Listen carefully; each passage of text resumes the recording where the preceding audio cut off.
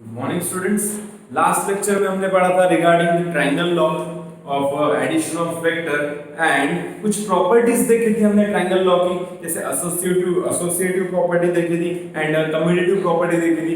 वो दो प्रॉपर्टी क्या था, कुछ न्यूमेरिकल्स देखे थे। ठीक है, आज हम पढ़ने वाले हैं एक और लॉ वेक्टर का ही। ठीक है, इसको हम कहेंगे law of parallelogram of vector. क्या कहेंगे बेटा?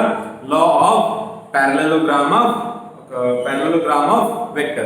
तो ये लॉ क्या कहता है पैरेललोग्राम? ये भी एडिशन के लिए लिखा बेटा। ठीक है, वेक्टर एडिशन के लिए ही है। ठीक है, लेकिन इसके पहले जो लॉ था वो ट्रायंगल के साथ था। ठीक है, ये पैरेललोग्राम के साथ है। तो बेसिकली ये लॉ क्या कहता है, इस लॉ का स्टेटमेंट क्या है, थ्योरम क्या है? ध्यान दो, statement when two vectors are represented in magnitude and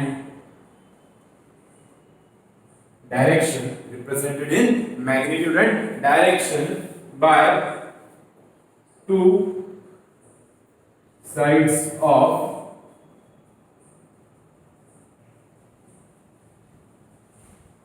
parallelogram starting from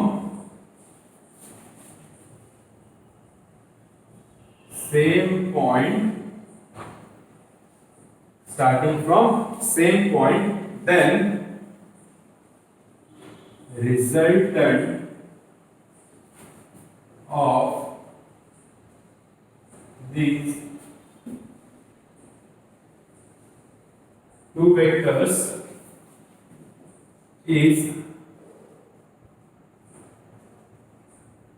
represented in magnitude and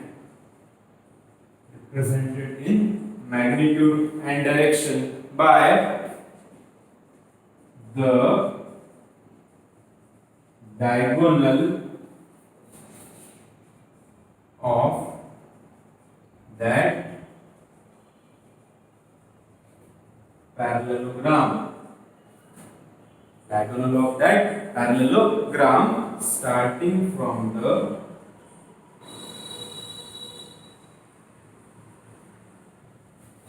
same point.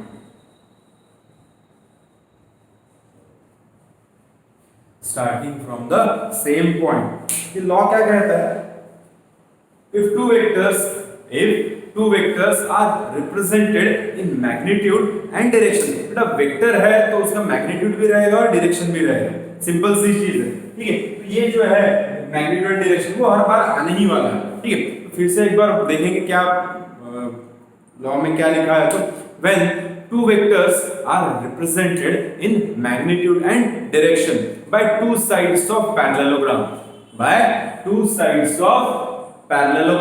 ठीक है, तो जब मैं पैरेललोग्राम बनाता हूं वहां पे बोला है टू साइड्स ऑफ पैरेललोग्राम। जैसे पैरेललोग्राम की चार साइड्स होती है, उसमें से दो साइड्स, तो वो दो साइड कौन सी? इधर ध्यान देंगे, ये बन गया आपका पैरेललोग्राम। ठीक है, तो वो दो साइड कौन सी? direction by two sides of parallelogram starting from the same point।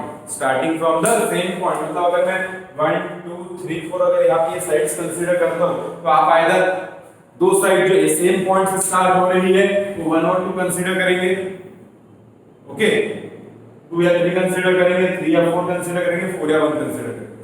समझ में आया? जो सेम पॉइंट से स्टार्ट हो रही है, starting from the same point, important है, starting from the same point,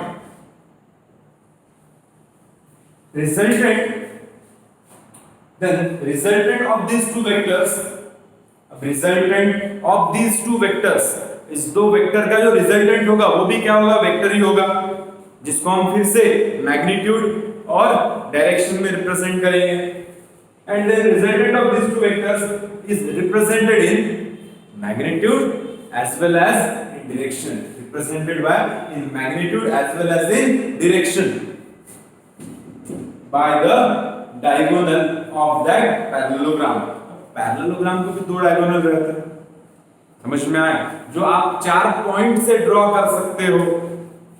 एक डायगोनल ये यहां से इधर जाएगा, point A B C D, मतलब ए सी जाएगा, दूसरा बी से डी की तरफ आएगा, तीसरा सी के ए की तरफ आएगा, और चौथा डी से बी की तरफ जाएगा। रहेंगे दो ही डायगोनल, लेकिन वो 4 पॉइंट से आप ड्रॉ कर सकते हो। और आप डायरेक्शन दोगे तो चारों की डायरेक्शन अलग अलग या दोनों की डायरेक्शन अलग अलग रह सकती है। इसीलिए उन्होंने बोला है represented in magnitude and direction by the diagonal starting from the same point. Again important, starting from the same point. Statement को फिर से एक बार पढ़ते हैं। If two vectors are represented in magnitude and direction by the two sides of parallelogram starting from the same point, then the resultant of these two vectors is represented in magnitude and direction by the diagonal of that parallelogram. कौन सा? starting from the same point. ये मिटा देता हूँ बेटा थोड़ा सा, यहाँ पे हम डायग्राम बनाते हैं अच्छी, ध्यान देंगे।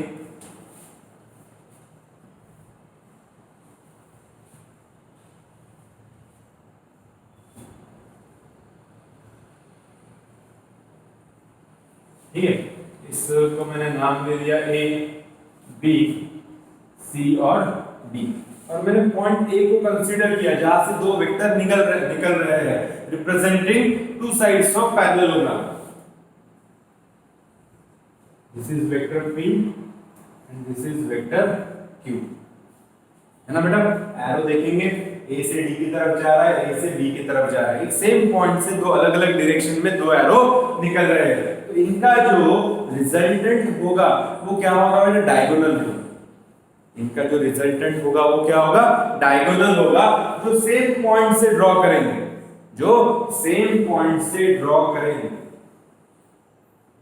इसकी डायरेक्शन और इसकी वैल्यू।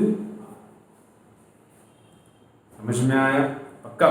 एक बार फिर से स्टेटमेंट बोलते हैं। आपको देखने में वो स्टेटमेंट थोड़ा सा बड़ा दिख रहा होगा, लेकिन वो बड़ा नहीं है, वो छोटा सा स्टेटमेंट है। बार-बार represented in magnitude and direction, ये वैल्यू, ये पॉइंट्स थोड़े से आ गए, ठीक है? अगर आप उसको समझ के लिखोगे तो वो बिल्कुल भी आपको बहुत बड़ा नहीं दिखेगा, ठीक है? फिर से बोलते हैं एक बार। when two vectors are represented in magnitude and direction by two sides of parallelogram, then resultant of these two vectors is represented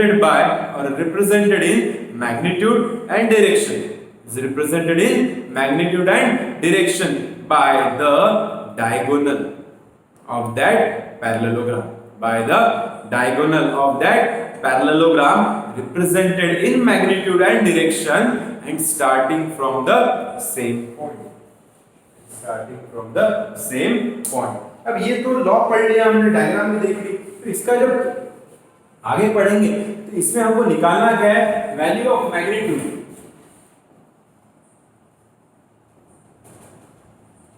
magnitude की वैल्यू निकालनी है एज वेल एज डायरेक्शन की वैल्यू निकालनी। अरे मैग्नीट्यूड एंड डायरेक्शन किसका रहेगा बेटा? किसका रहेगा magnitude and direction? Magnitude and direction रहेगा resultant. We have to calculate the magnitude of resultant as well as direction of resultant, ठीक है? तो ये हो गया, ये आप लिख लो, डायग्राम निकाल लो, ठीक है? और इसका इक्वेशन कैसे मिलेगा ध्यान दो। Vector r is equals to vector p plus vector,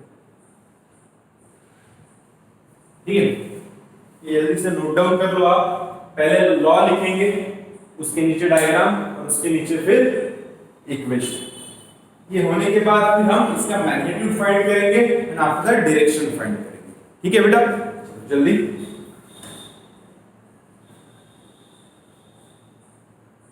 या आप ये वीडियो रहेगा, वीडियो में उसका स्क्रीनशॉट लेके भी उस लॉ जो है वो लिख सकते हो, लेकिन लिखने से पहले एक बार खुद से लिख के देखना, अगर पॉसिबल होता है लिखना तो। अगर खुद से लिखना पॉसिबल होता है तो वो बहुत अच्छी बात, और चेक कर लेना एक बार खुद ही।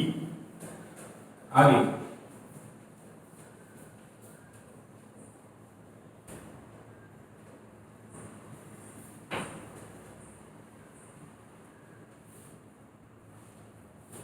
मुझे मैग्नीट्यूड और डायरेक्शन फाइंड करनी है। इस पॉइंट से स्टार्ट हो रहा है, समझ में आया? सबसे पहले मैं क्या करूंगा, परपेंडिकुलर ड्रॉ करूंगा और इस एडी लाइन को ऐसा एक्सटेंड करूंगा।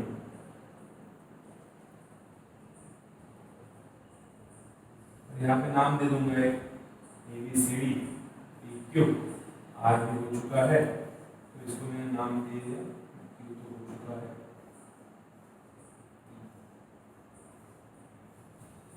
ठीक है, लिखूंगा यहाँ पे draw perpendicular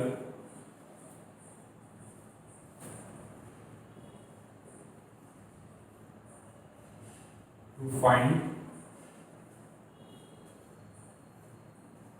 magnitude.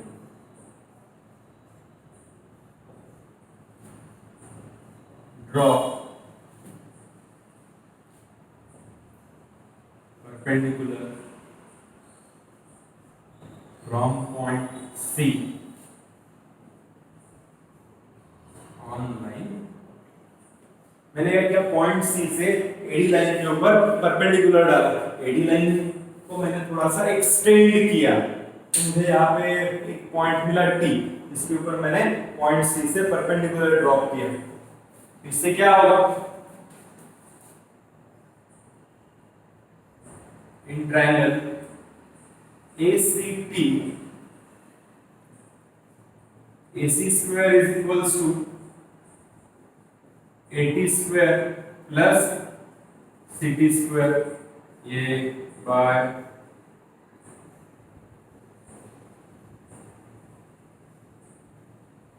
Pythagoras theorem.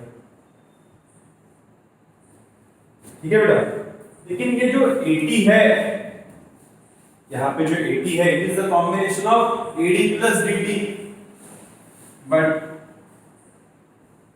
AT is equals to AD plus DT लिखेंगे यहाँ पे, therefore AC square is equals to AD plus DT whole square plus CT square. अब यहाँ पे क्या करूंगा मैं, AD plus DT whole square को एक्सपांड करूंगा, मतलब A plus B whole square का फार्मूला आपको पता है, A plus B whole square का फार्मूला क्या है, A square plus 2AB plus B square, A square plus 2AB plus B square. उस तरीके से इसको क्या करेंगे, एक्सपांड करेंगे। इसको एक्सपांड करेंगे तो मुझे क्या मिलेगा बेटा, AD square plus 2AD into DT plus DT square plus CT square. ठीक है, अब ये दो टर्म देखो, but in triangle DCT DT square plus CT square is equals to DC square. Again Pythagoras theorem लगाया मैंने ये छोटे ट्रायंगल में, तो इसकी जगह मैं क्या लिखूंगा बेटा, DC स्क्वायर लिखूंगा या CD स्क्वायर लिखूंगा। Therefore AC square is equals to AD square plus 2 AD into DT plus DC square। ठीक है, तो AD की वैल्यू मुझे पता है P। ठीक है, आप बोलोगे सर DC की वैल्यू क्या है, DC की वैल्यू है Q। ठीक है ना, ट्रायंगल लॉ से। अब AD की वैल्यू भी पता है, बचा है DT। What is DT? DT नहीं पता क्या है, यहाँ पे कंसीडर करो थीटा, एक एंगल छोटा सा, तो मैं यहाँ पे लिख रहा हूं cos theta is equals to adjacent upon hypotenuse, adjacent upon hypotenuse क्या है बेटा BC, but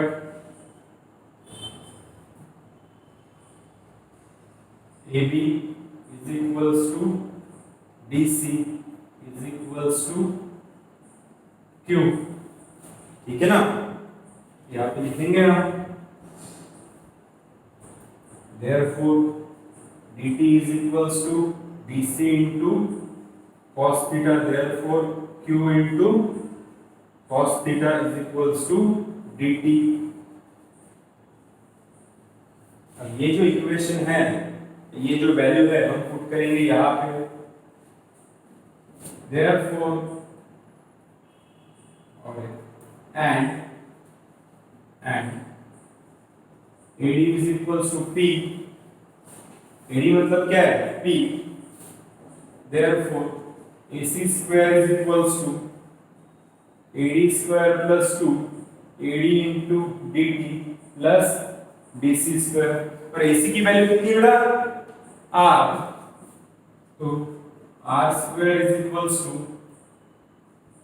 P square plus 2 P into Q plus not P into Q, dt की वैल्यू कितनी Q cos थीटा, तो ये क्या हो जाएगा 2PQ cos theta plus dc की वैल्यू कितनी होगा Q स्क्वायर। आपको R की वैल्यू चाहिए या R स्क्वायर की वैल्यू चाहिए, ये ना हमको R की वैल्यू चाहिए, नॉट R स्क्वायर, हमको R की वैल्यू चाहिए, therefore देखिए square root R is equals to P square plus 2PQ cos theta plus Q square।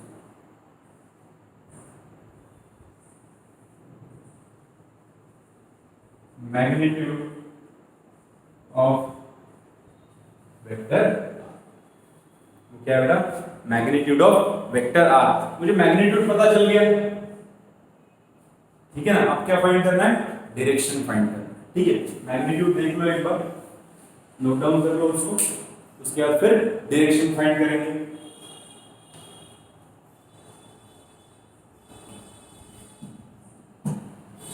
बहुत सिंपल है, पहले हमने बड़ा ट्रायंगल लिया, उसमें पाइथागोरस थ्योरम लगाया, फिर छोटा ट्रायंगल लिया, इसमें पाइथागोरस थ्योरम लगाया, ठीक है, और उसके अकॉर्डिंग थोड़े बहुत चेंजेस किए वहां पे। मैग्नीट्यूड तो हो गया, अब डायरेक्शन फाइंड करेंगे।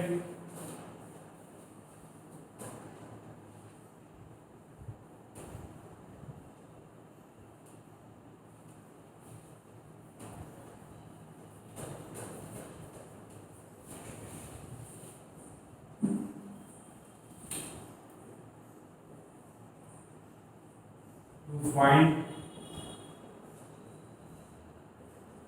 डायरेक्शन, यहाँ पे एंगल कंसीडर करो अल्फा, ठीक है, और ये जो अल्फा है वो एंगल जो है अल्फा वो इंडिकेट करेगा डायरेक्शन, समझ में आया, और हमेशा इसके साथ ना tan की वैल्यू लेते हो, कौन सी वैल्यू लेते हो, tan, ना sin ना cos, ओनली tan, तो यहाँ पे मैं लिखूंगा tan alpha is equals to, tan alpha की वैल्यू क्या होगी, कौन से ट्रायंगल में, इन ट्रायंगल ACT, ठीक है, तो tan अल्फा की वैल्यू होगी opposite upon adjacent, what is the value of CT divided by adjacent, adjacent कौन सी है AT, CT divided by what is the value of AD plus DT, CT divided by AD plus DT, but CT की value क्या है पता नहीं, calculate करेंगे, but in triangle P in triangle DCT sin theta is equals to CT divided by DT, opposite upon hypotenuse, therefore sin theta is equals to CT divided by vector Q, therefore CT is equals to Q into sine theta, सीटी की value मिल गई। AD की value आपको पता है T, DT की value इसके पहले भी हम कैलकुलेट कर चुके हैं, मैं फिर से कैलकुलेट करता हूं। cos theta is equals to dt divided by dc, therefore dt is equals to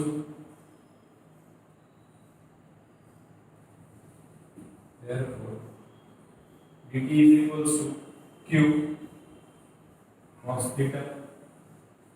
ठीक है, अब ये जो वैल्यूज है वो यहां पे पुट करो, therefore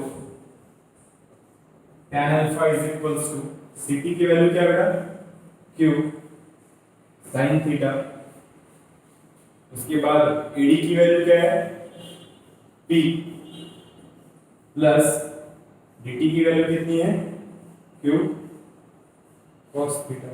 आपको tan अल्फा की वैल्यू नहीं चाहिए, आपको tan अल्फा की वैल्यू नहीं चाहिए, आपको अल्फा की वैल्यू चाहिए।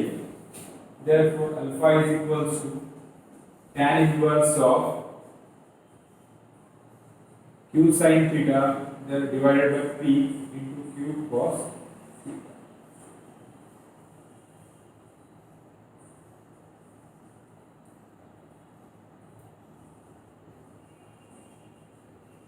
डायरेक्शन ऑफ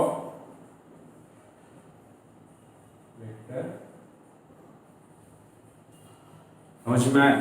थीटा की वैल्यू वगैरह पता है आपको, you know theta, value put करो और उसकी डायरेक्शन जो है वो फाइंड। ठीक है बेटा, तो आज हमने पढ़ा law of parallelogram of vector, important है, जैसे लॉ ऑफ ट्रायंगल इंपॉर्टेंट था।